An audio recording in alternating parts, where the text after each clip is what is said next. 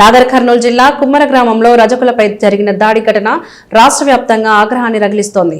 ఈ ఘటనను ఖండిస్తూ నర్సంపేట డివిజన్ రజక సంఘం ఆధ్వర్యంలో నర్సంపేట పట్టణంలో భారీ నిరసన ర్యాలీ నిర్వహించారు. అంబేద్కర్ సెంటర్ నుండి ప్రారంభమైన ర్యాలీ వరంగల్ రోడ్ గుండా ఆర్డీఓ కార్యాలయం వరకు నినాదాలతో కొనసాగింది. సంఘ నాయకులు మాట్లాడుతూ ఈ దాడి సామాజికంగా ఆందోళన కలిగించే ఘటనగా పేర్కొన్నారు. బాధిత కుటుంబానికి తక్షణమే 1 కోటి రూపాయల నష్టపరిహారం ప్రకటించాలని, కుటుంబంలో ఒకరికి ప్రభుత్వ ఉద్యోగం కల్పించాలని డిమాండ్ చేశారు. అదేవిధంగా దాడికి పాల్పడిన వారిపై ఎస్సీ, ఎస్టీ అట్రాసిటీ చట్టం కింద కఠిన చర్యలు తీసుకోవాలని కోరుతూ ఆర్టీఓకు మెమోరాండం సమర్పించారు. ప్రభుత్వం వెంటనే స్పందించి బాధితులకు పూర్తి రక్షణ కల్పించాలని, ఇలాంటి ఘటనలు పునరావృతం కాకుండా కఠిన చర్యలు తీసుకోవాలని రజక సంఘం నాయకులు హెచ్చరించారు.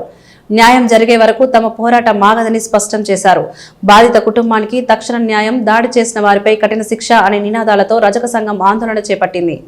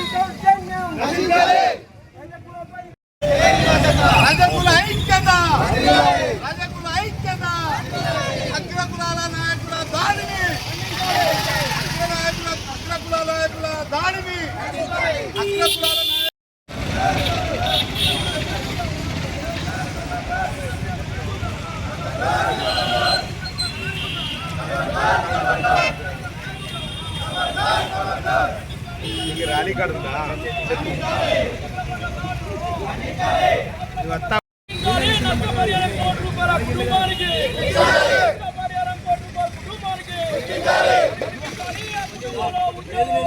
కఠినంగా రజకుల ఐక్యత. నాగర్ కర్నూలు రజకుల అమ్మాయి దాడి, వాళ్ళ మీద దాడి చేసి చనిపోతుంది కాబట్టి దానికి నిరసనగా ఇవాళ ర్యాలీ చేయడం. అదేవిధంగా మీ ద్వారా ఏంటంటే ఆ కుటుంబానికి 1 కోటి రూపాయల నష్టపరిహారం, ఆ కుటుంబానికి ఒక ప్రభుత్వ ఉద్యోగం ఇవ్వాలని మీ ద్వారా మేము విన్నవిస్తున్నాం. కలెక్టర్ గారు కానీ రికమెండేషన్ ముఖ్యమంత్రి గారికి వాళ్ళని కోరుతాం.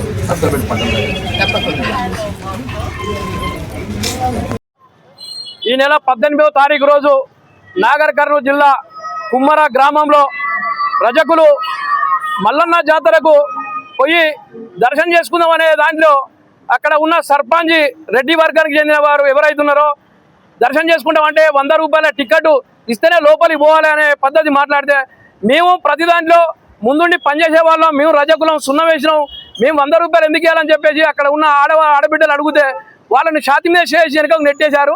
నెట్టేస్తే అక్కడ ఉన్న రజకుడు పోయి మీ ఆడవాళ్ళని కూడా గిట్లే చేస్తే ఊకుంటారా అంటే, మమ్మల్ని విమర్శించే స్థాయి మీది సాకలోడా అని కొబ్బరికాయ రూములో పడేసి విశ్వరక్షంగా కొడతా ఉంటా అంటే, పాపం ఆ తల్లి నా బిడ్డ ముఖం చూసన్నా మీరు అని పసిగుడ్డును ముందర పెడితే, పసిగుడ్డును కూడా కాలుతో దొక్కిన అర్గవర్గాల నాయకులు ఇంత దుర్మార్గం ఉంటుందా?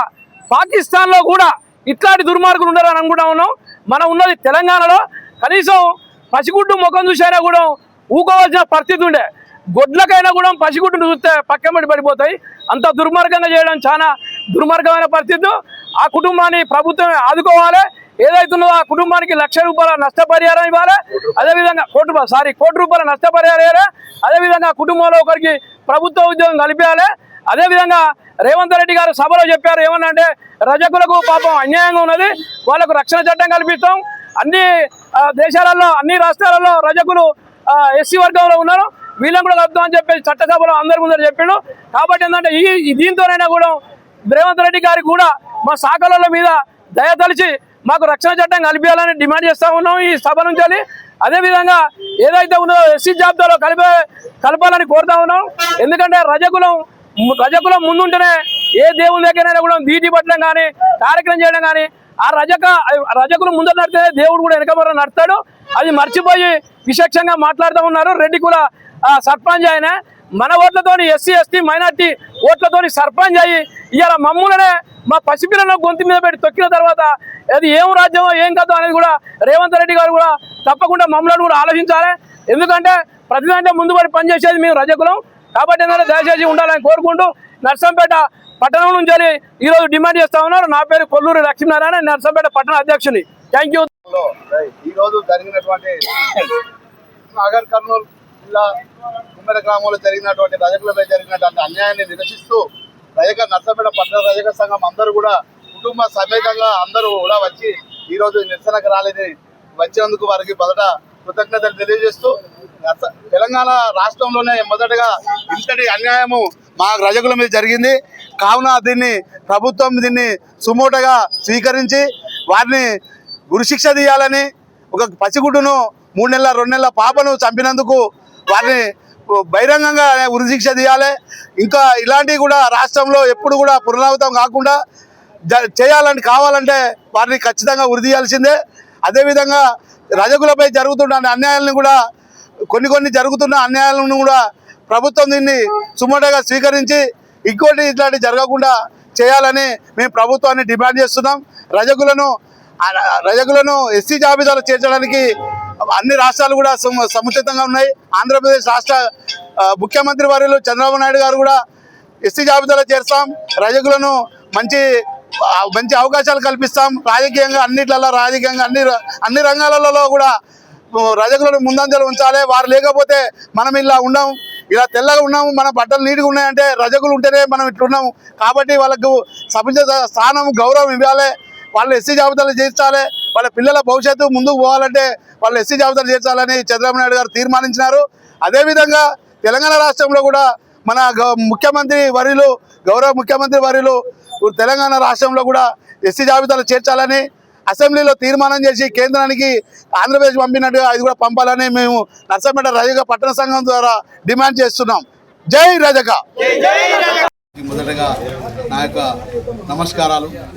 మన ఇలాంటి నాగర్ కర్నూలు కుమ్మర గ్రామంలో జరిగినటువంటి దాడులను నిరసిస్తూ దీనికి మద్దతుగా మీరు అందరూ వచ్చినందుకు చాలా గర్వకారణం. ఇలాగనే మనం ముందు కూడా ఇలాగనే ఐక్యతగా ఉండాలని